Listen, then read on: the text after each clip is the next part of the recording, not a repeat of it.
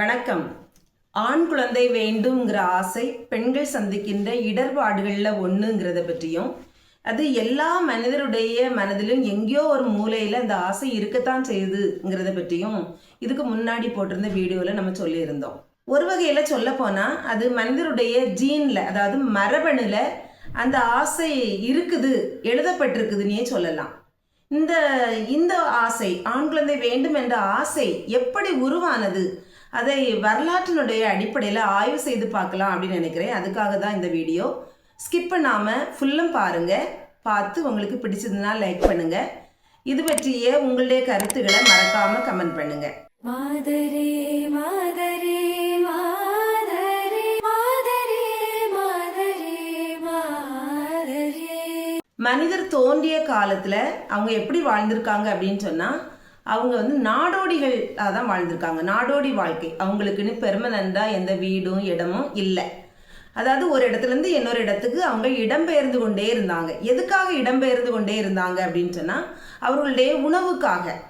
மிருகங்களை வேட்டையாடி சாப்பிட்டாங்க. மரங்கள்லையும் செடி கொடிகள்லையும் கிடைக்கக்கூடிய காய்கள் கனிகள் இதெல்லாம் சாப்பிட்டாங்க. ஒரு இடத்துல அதெல்லாம் தீர்ந்து போகும்போது அவங்க இன்னொரு இடத்தை நோக்கி போனாங்க. அப்போ அந்த டைமில் நாடோடிகளாக அவர்கள் வாழ்ந்தபோது சுமார் 2.5 மில்லியன் ஆண்டுகளுக்கு முன்னாடி அது தொடங்கி சுமார் 10,000 ஆண்டுகளுக்கு முன்னாடி அந்த நாடோடிகள் வாழ்க்கை அல்லது நாடோடி வாழ்க்கை முடிவடைந்திருக்குது அப்படின்னு சொல்லி வரலாற்று ஆய்வாளர்கள் சொல்கிறாங்க. அதுபடி நம்ம பார்க்கும்போது அந்த நாடோடி வாழ்க்கையில் மனிதர்கள் தனித்து வாழவில்லை. அவர்கள் குழுக்களாக தான் வாழ்ந்திருக்காங்க, பல்வேறு இனக்குழுக்கள். அப்போது அவங்க உணவுக்காக ஒரு இடத்துலேருந்து இன்னொரு இடத்துக்கு போகும்போது அங்கே ஏற்கனவே ஒரு இனக்குழு வாழ்ந்துட்டுருக்கோம்.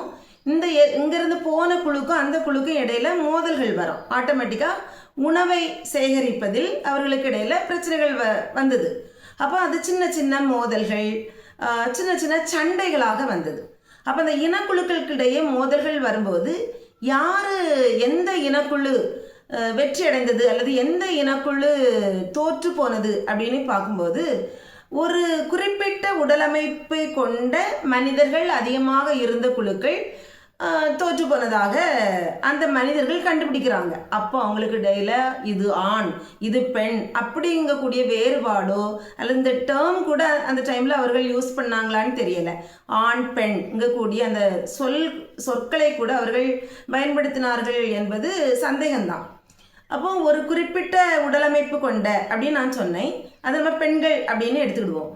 அதாவது மாதவிடாயில் இருந்த பெண்கள் அல்லது குழந்தை உண்டாகி இருந்த பெண்கள், அப்புறம் குழந்தையை பிரசவித்திருந்த பெண்கள், குழந்தைகளுக்கு பாலூட்டி கொண்டு இருந்த பெண்கள், குழந்தைகளை பராமரித்து கொண்டிருந்த பெண்கள் எல்லாரும் நிச்சயமாக 2 இனக்குழுக்களுக்கு இடையில சண்டைகள் வரும்போது, மோதல்கள் வரும்போது முன்னுக்கு நிற்க மாட்டாங்க இல்லையா?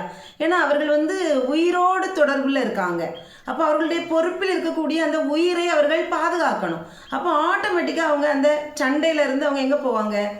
பின்னுக்கு தான் போவாங்க, பேக் அடிப்பாங்க. அப்போது அந்த ஒரு இனக்குழுவில் பெண்களுடைய எண்ணிக்கை அதிகமாக இருந்ததுன்னா அந்த குழு எளிதாக தோற்று போகும். அப்போ இதை அவங்க நாள் போக போக கண்டுபிடிக்காங்க. ஓஹோ, இதில் இந்த பெண்கள் அதிகமாக இருக்காங்க, அதனால இது தோற்று போகுது. அப்போ இதில் ஒரு குறிப்பிட்ட உடலமைப்பு உடைய அது ஆண்கள் இருக்காங்க, அவங்க வெற்றி பெறுறாங்க. அப்போவே இவங்களுக்கு இடையில ஆண்கள் ஒரு உயர்வானவர்கள், ஆண்கள் தான் இதுக்கு தகுதியானவர்கள், ஆண்கள் அதிகமாக இருந்தால் தான் நம்ம வெற்றி பெற முடியும் அப்படிங்கக்கூடிய ஒரு ஆசை லேசாக உருவாகிறது. அப்போ எப்போ அந்த ஆசை உருவாகுது அப்படின்னா மோதல்களும் சண்டைகளும் உருவாகிற போது. அப்புறம் அதுக்கு பிறகு இவங்க விவசாயத்தை கண்டுபிடிக்கிறாங்க. அது நாடோடி வாழ்க்கை முடியுது. சுமார் 10,000 ஆண்டுகள் அந்த டைமில் நாடோடி வாழ்க்கை முடிந்து விவசாயத்தை கண்டுபிடிக்கிறாங்க. அப்போ அவங்களுக்கு பயிரிடுறதுக்கு நிலம் அதிகமாக தேவைப்படுகிறது. அப்போ இடத்தை பிடித்து அடக்குவதற்காக இனக்குழுக்களுக்கு இடையில திரும்பவும் கொஞ்சம் பெரிய பெரிய சண்டைகள். அதுலேயும் இந்த பெண்கள், அதாவது உயிரோடு தொடர்பில் இருந்த பெண்கள் அதிகமாக இருந்த குழுக்கள் வெற்றி அடைய முடியலை. அப்போ அதையும் அவங்க கண்டுபிடிக்கிறாங்க. அப்பவும் அவங்க மனசில் என்ன உருவாகிறது அப்படின்னு சொன்னால், ஆண் குழந்தை ஆண்களாக இருந்தால், ஆண் குழந்தைன்னு சொல்கிறத விடவும் இந்த ஒரு குழுவில் ஆண்கள் நிறைய பேர் இருந்தால் எளிதாக நம்ம வெற்றி பெற்றுக்கலாம் அப்படிங்கக்கூடிய ஒரு எண்ணம் அதில் இருந்து ஆண்களுக்கும் உருவாகிறது, பெண்களுக்கும் உருவாகிறது அப்படின்னு சொல்லலாம். இது நாளடைவில் நில உடைமை சமுதாயமாக இந்த சமூகம் வளர்ச்சி காண்கிறது. அப்போ நமக்கு தெரியும் நிலக்கிழார்கள், பல்வேறு நிலக்கிழார்கள் இருந்தாங்க. அவங்களுக்கு மேலே ஒரு குறுநில மன்னர் அல்லது இன்னொரு மன்னர் அப்படி எடுத்துக்கலாம், அவங்க இருந்தாங்க. அவர்களுடைய வேலையை அல்லது அவருடைய நோக்கமே எதுவாக இருந்தது அப்படின்னு சொன்னால் நாடுகளை அல்லது தங்கள் பொறுப்பில் இல்லாத வேறு இடங்களை பிடித்து அடக்குவது. எப்படி பிடித்து அடக்க முடியும்? போர் புரிந்து அந்த மன்னனை கொன்று அல்லது அந்த மன்னனை தோற்கடித்து அந்த இடத்தை கொண்டு வர்றது. அதுதான் அவர்களுடைய இலக்காக இருந்தது. அப்போ அரசர்கள் போர் புரியும் போது நிலக்கிழார்கள் என்ன செய்யணும் அப்படின்னு சொன்னால் அவர்கள் பொறுப்பில் இருந்து படை வீரர்களை அனுப்பி வைக்கணும். நமக்கு ஏற்கனவே தெரியும் சண்டைகள் மோதல்கள் இந்த இதுக்கெல்லாம் பெண்கள் அவ்வளவு முன்னுக்கு நின்று போரிடுவதற்கு தகுதி இல்லை அப்படிங்கிறத அந்த சமுதாயம் கண்டுபிடிச்சிருக்கு. அப்போது அவங்க ஆண்களை தான் போர் வீரர்களாக அனுப்புகிறாங்க. ஏன்னா முன்னுக்கு நின்று சண்டை பிடிக்கணும். அப்போது எந்த குடும்பத்தில் இருந்து, ஏன்னா நிலவுடைமை சமுதாயத்தில் தான் ஒருவனுக்கு ஒருத்தி அந்த குடும்பம் கற்பு இதெல்லாம் உருவாக்கப்பட்டது, மதங்கள் உருவாக்கப்பட்டன, இதெல்லாம் உண்டானது. நம்ம வரலாற்றை ஆய்வு செய்யும் போது அதை நம்ம கண்டுபிடிக்கலாம். அப்போ ஒவ்வொரு குடும்பத்தில் இருந்தும் ஆண்கள் போர் புரிவதற்கு அனுப்பப்பட வேண்டும். அப்படி ஆண்களை அனுப்பிய குடும்பத்தில் இருந்த, அதாவது அந்த ஆண்களை பெற்றெடுத்த அந்த தாய்மார்கள் கொண்டாடப்பட்டாங்க, அவர்கள் பாராட்டப்பட்டாங்க.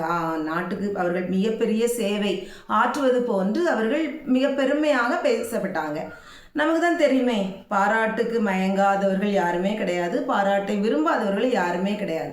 அப்போ ஆட்டோமேட்டிக்காக அங்கே இருந்த பெண்களுக்கு எந்த ஒரு ஆசை இயல்பாக வருகிறது அப்படின்னு சொன்னால், அப்போ நம்மளும் ஆண் குழந்தையை பெற்றெடுத்தோம் அப்படின்னு சொன்னால் நம்ம நாட்டுக்காக போர் புரிவதற்கு அவர்களை அனுப்பலாம், நமக்கும் இப்படிப்பட்ட பாராட்டுகளும் வெகுமதியும் பெருமையும் கிடைக்கும் அப்படிங்கக்கூடிய ஆசை அந்த பெண்களுக்கும் இயல்பாகவே, இது யாரும் திணிக்கிறது அப்படின்னு இல்லை, இயல்பாகவே அது ஊற்றெடுக்கிறது. அப்போது இந்த ஒரு ஆண் குழந்தை இருந்தால் கொள்ளலாம், ஆண் குழந்தை இருந்தால்தான் இந்த சமூகத்துக்கு நல்லது அப்படிங்கக்கூடிய ஒரு எண்ணம் எப்போது உருவாகிறது அப்படின்னா, அல்லது பெண்கள் பலவீனமானவர்கள், அவர்கள் இதற்கு லாயக்கு இல்லாதவர்கள் என்கிற எண்ணம் எப்போது நிலைநாட்டப்படுகிறது அப்படின்னு சொன்னால், போர்களும் சண்டைகளும் குழப்பங்களும் மோதல்களும் நிலை பெற்றிருந்த அல்லது அதிகமாக இருந்த சமுதாயத்தில் தான் இப்படிப்பட்ட ஒரு நிலை உருவானது. தொடக்க காலத்தில் பெண்களை ஆச்சரியமாக பார்த்தாங்க. ஒரு உயிரை, நம்மளை போல ஒரு சிறிய மனித உயிரை இந்த பெண் பெற்றெடுக்கிறாள், அப்படியே அவற்றிருந்து வெளியில் வருது. அப்போ அவங்களுக்கு தெரியலை அதுக்கு காரணம் ஒரு ஆண் ஒரு பெண் அப்படிலாம் அவங்களுக்கு அறிவியல் பூர்வமாக கண்டுபிடிக்கக்கூடிய தெரிந்து கொள்ளக்கூடிய அறிவு இல்லை. அப்போ அந்த பெண்களை எல்லாம் ஆச்சரியமாக பார்த்தார்கள்.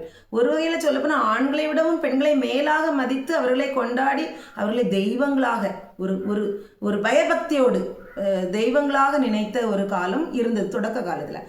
ஆனால் இப்போ அது சற்று பின்னுக்கு தள்ளப்பட்டு பெண்கள் தகுதி இல்லாதவர்கள், இதற்கெல்லாம் தகுதி இல்லாதவர்கள், போருக்கு தகுதி இல்லாதவர்கள், ஆண்கள் இருந்தால்தான் நல்லதுங்கக்கூடிய ஒரு ஆசை எல்லாருக்குடைய மனசுலையும், அதாவது ஆண்களுடைய மனசுலையும் பெண்களுடைய மனசுலையும் அது நிலை பெறுவதற்கு காரணம் இந்த போர்கள் இதெல்லாம் முக்கியத்துவம் பெற்றது. அப்போ இன்றைக்கும் நம்ம பார்க்க வேண்டியது என்ன அப்படின்னு சொன்னால், இந்த ஆண் குழந்தை தான் வேணும் அப்படின்னு நினைக்கக்கூடிய அந்த ஒரு ஆசை, ஏன்னா அவர்கள் தான் வாரிசாக முடியும் அப்படி, ஏன்னா அரசருக்கு ஒரு வாரிசு, அவருக்கு பின்னாடி அவருடைய சொத்துக்களை எல்லாம் அந்த நாட்டை எல்லாம் ஆள்வதற்கு இன்னொரு வாரிசு தேவைப்பட்டார். வாரிசுனா அது நிச்சயமாக போர் புரியக்கூடிய ஒரு தகுதியுள்ள ஒரு ஆளாக தான் இருக்கணும். அப்போ ஆண் குழந்தை, அந்த ஆணை தான் வாரிசு அப்படின்னு சொன்னாங்க. அப்போ இப்படிப்பட்ட ஒரு எண்ணம் இன்றும் இருக்குது அப்படின்னு சொன்னால், இந்த சமுதாயமும் இன்னைக்கு இருக்க சமுதாயமும் வன்முறைகளுக்கும் குழப்பங்களுக்கும் சண்டைகளுக்கும் மோதல்களுக்கும் தான் முன்னுரிமை கொடுக்கிறதோ அப்படிங்கிற எண்ணம் தான் நமக்கு வலுப்படுது. ஏன்னா உயிருக்கும் உயிரோடு தொடர்புடைய காரியங்களுக்கும் எந்த ஒரு சமூகத்தில் முன்னுரிமை இருக்கிறதோ, முக்கியத்துவம் கொடுக்கப்படுகிறதோ, அங்கே பெண்கள் மதிக்கப்படுவார்கள், போற்றப்படுவார்கள். ஆனால் எங்கே அதுக்கு முக்கியத்துவம் இல்லையோ, உயிருக்கு முக்கியத்துவம் இல்லையோ, அங்கு பெண்கள் செல்லா காசாக தான் நினைக்கப்படுவாங்க, அவர்கள் மிதிக்க தான் படுவார்கள். அப்போ இப்போவுமே நம்ம பார்க்கலாம், இந்த ஒரு சமுதாயம், நம்ம வாழ்ந்துட்டு இருக்கக்கூடிய சமுதாயம், பெண்கள் சந்தோஷமாக வாழ தகுதி இல்லாத ஒரு சமுதாயமாக தான் இருக்குது. வரதட்சணை கொலை, வரதட்சணை கொடுமைகள், தற்கொலை, எங்கே பார்த்தாலும் பெண்கள் மீதான பாலியல் வன்கொடுமைகள், இது எல்லாமே பெண்கள் வாழ்வதற்கு, அதாவது உயிரோடு தொடர்புடைய, உயிரை உற்பத்தி செய்து கொடுக்கின்ற, உயிரை பிரசவித்து கொடுக்கின்ற பெண்கள் வாழ்வதற்கு ஒரு தகுதி இல்லாத ஒரு சூழல் இருக்கிறத பார்க்குறோம். இதை மாற்றுவதற்கு நம்ம எல்லாருமே முயற்சி செய்யணும். நான் இதில் பெண் குழந்தை தான் வேணும், ஆண் குழந்தை தான் வேணும், அந்த வாக்குவாதத்துக்கே வரல. ஆண் குழந்தைகள் எவ்வளவு முக்கியமோ அதே போன்று பெண் குழந்தைகளும் முக்கியம். ரெண்டும் மனித உயிர்கள், ரெண்டு பேருமே இணைந்து ஒரு சமுதாயத்தை உருவாக்கும் போது தான் அந்த சமுதாயம் நல்ல ஒரு சமுதாயமாக, எல்லாரும் மகிழ்ச்சியாக வாழ, ஒரு நல்ல வளர்ச்சி நிலையும் அதே நேரத்தில் உயிரை பராமரிக்கக்கூடிய நிலையும் அந்த சமுதாயத்தில் இருக்கும். அப்படிப்பட்ட ஒரு நிலைமை உருவாகணும். அதற்கு எல்லாருமே முயற்சி செய்வோம், இணைந்து தேடுவோம், தேடும் விடியல் தூரமாயில்லை. இந்த வீடியோ உங்களுக்கு நிச்சயமாக பிடிச்சிருக்கும். பிடிச்சிருந்தா லைக் பண்ணி கமெண்ட் பண்ணுங்கள். இதுவரைக்கும் நம்முடைய மனசு சேனலுக்கு சப்ஸ்கிரைப் பண்ணாதவங்க சப்ஸ்கிரைப் பண்ணி சப்போர்ட் பண்ணுங்கள். மீண்டும் சந்திப்போம் அடுத்த வீடியோவில். உங்களிடமிருந்து விடைபெறுவது பரிமள செல்வி. நன்றி.